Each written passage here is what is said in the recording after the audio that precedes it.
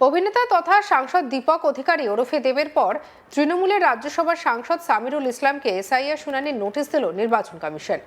19শে জানুয়ারি তৃণমূল সাংসদকে হাজিরা দিতে হবে নিজের ভোট কেন্দ্রে।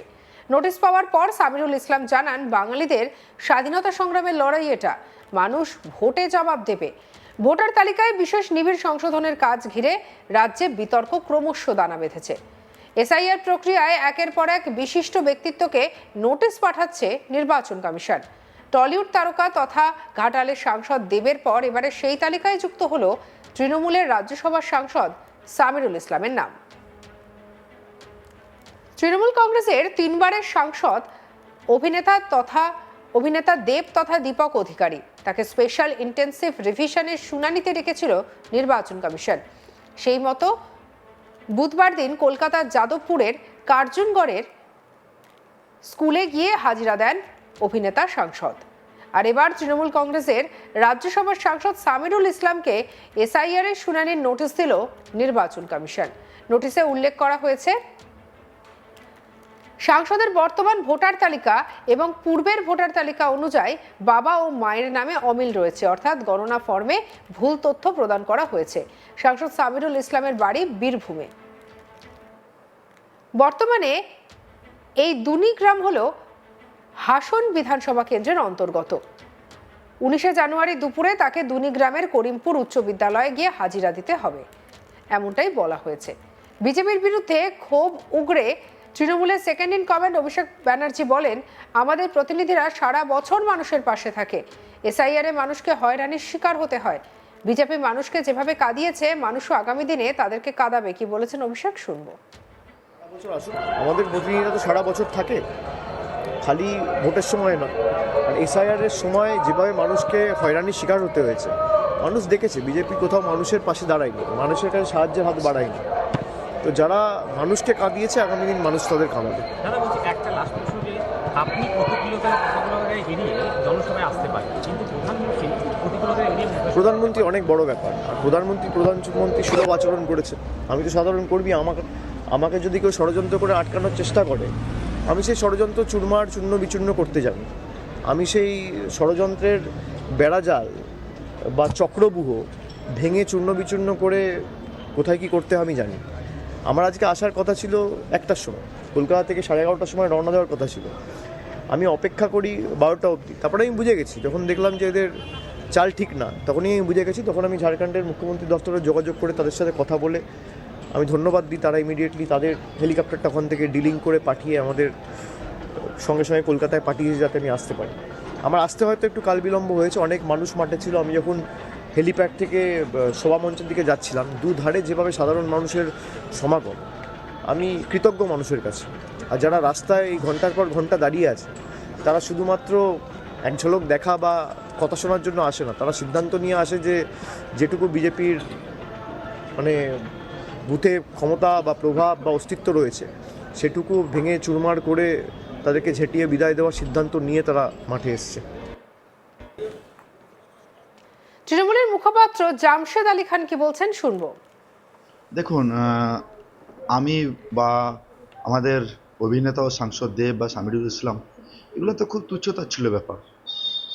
যেখানে ভারতবর্ষের গৌরব, পৃথিবীর গৌরব, অর্থনীতিবিদ ডক্টর অমর্ত্য সেনকে এই এসআইআর হিয়ারিংয়ে ডাকা হয়। এই যে বিজেপির একটা জঘন্য চক্রান্ত, সেখানে যদি যারা দেশকে, যারা পৃথিবীকে অনেক কিছু দিয়েছে, সেরকম গুণী, জ্ঞানী, সম্মানীয় ব্যক্তিদেরকে যদি এভাবে এসআইআর নামে হেনস্থা করা হয়, তো সেখানে অভিনেতা দেব বা আমাদের সাংসদ সামিরুল ইসলাম বা আমরা তো মনে করি যে আমরা খুব তুচ্ছতাচ্ছিল্য। ব্যাপারটা সেটা নয়। ব্যাপারটা হচ্ছে, দেখুন, এই যে নামকোটা আমি বললাম আপনাকে বা আপনি বললেন, সব নামকোটা দেখুন বাঙালি। এক কথায় এই দুই গুজরাটি যেভাবে সারা ভারতবর্ষে, বিশেষ করে পশ্চিমবঙ্গের বাঙালিদেরকে যে বাঙালি হেনস্থার যে একটা মনোভাব, এটা হচ্ছে তাদের প্রকৃত উদ্দেশ্য। কে সাংসদ, কে বিধায়ক, কে অর্থনীতিবিদ বা কে একটা কোন দলীয় মানে সমর্থক, সেটা তাদের কাছে কোনো ম্যাটার করে না। তাদের কাছে ম্যাটার মানে যেটা মূল উদ্দেশ্য, লক্ষ্য, যেটা বাংলা এবং বাঙালিকে হেনস্থা করা।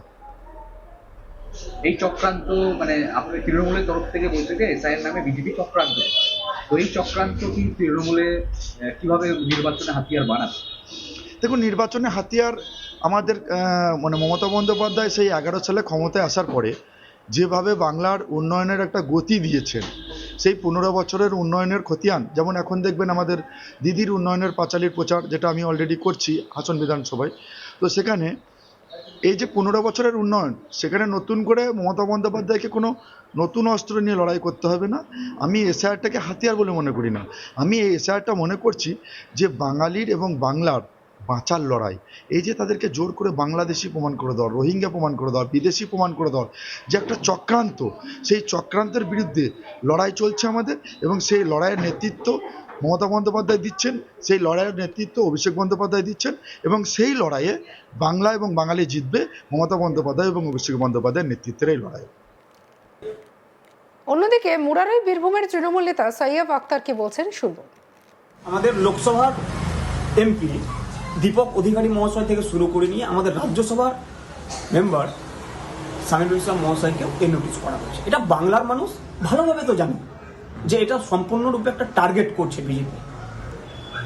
এই কেন্দ্র সরকার এটা বাংলা বিরোধী একটা সরকার, যে একটা টার্গেট দিয়েছে ইলেকশন কমিশনকে, আর ইলেকশন কমিশন এসআইআর নামক জাদুর মাধ্যমে পুরো বাংলাটাকে বিজেপির হাতে তুলে দেওয়ার একটা প্রোপাগান্ডা চালাচ্ছে। তবে এটা মনে রাখবেন যে আপনি যদি গণতন্ত্রের উপর আপনার শক্তিতন্ত্রর অহংকার দেখান, তো বাংলার মানুষ এটা বরদাস্ত করবে, বাংলার মানুষ এর জবাব দেবে। অভিনেতা তথা সাংসদ দীপক অধিকারী ওরফে দেবের পর তৃণমূলের রাজ্যসভার সাংসদ সামিরুল ইসলামকে এসআইআর শুনানির নোটিশ দিল নির্বাচন কমিশন। 19 জানুয়ারি তৃণমূলের সাংসদ হাজিরা দিতে হবে ভোট গ্রহণ কেন্দ্রে। আর এবারে নোটিশ পাওয়ার পর সামিরুল ইসলাম জানান, বাংলাদেশ স্বাধীনতা সংগ্রামের লড়াই, এটা মানুষ ভোটে জবাব দেবে। অন্যদিকে তৃণমূলের second in command Abhishek Banerjee বিষয়টি নিয়েও জানিয়েছেন কিছু। কি বলেছেন শুনবো। আমাদের প্রতিনিধিরা তো সারা বছর থাকে, খালি ভোটের সময় না। আর এসআইআরের সময় যেভাবে মানুষকে হয়রানির শিকার হতে হয়েছে, মানুষ দেখেছে বিজেপি কোথাও মানুষের পাশে দাঁড়ায়নি, মানুষের কাছে সাহায্যের হাত বাড়ায়নি। তো যারা মানুষকে কাঁদিয়েছে, আগামী দিন মানুষ তাদের কাঁদাবে। দাদা বলছি, একটা লাস্ট প্রশ্ন, যে আপনি কত কিলোমিটার এড়িয়ে জনসভায় আসতে পারেন, কিন্তু প্রধানমন্ত্রী কত কিলোমিটার এড়িয়ে? প্রধানমন্ত্রী অনেক বড় ব্যাপার। আর প্রধানমন্ত্রী সুলভ আচরণ করেছে। আমি তো সাধারণ কর্মী, আমাকে যদি কেউ ষড়যন্ত্র করে আটকানোর চেষ্টা করে, আমি সেই ষড়যন্ত্র চুরমার চূর্ণ বিচূর্ণ করতে জানি। আমি সেই ষড়যন্ত্রের বেড়াজাল বা চক্রব্যূহ ভেঙে চূর্ণ বিচূর্ণ করে কোথায় কি করতে আমি জানি। সঙ্গে রাখুন আজ তাক বাংলাকে, লাইক, কমেন্ট, শেয়ার, সাবস্ক্রাইব করতে ভুলবেন না।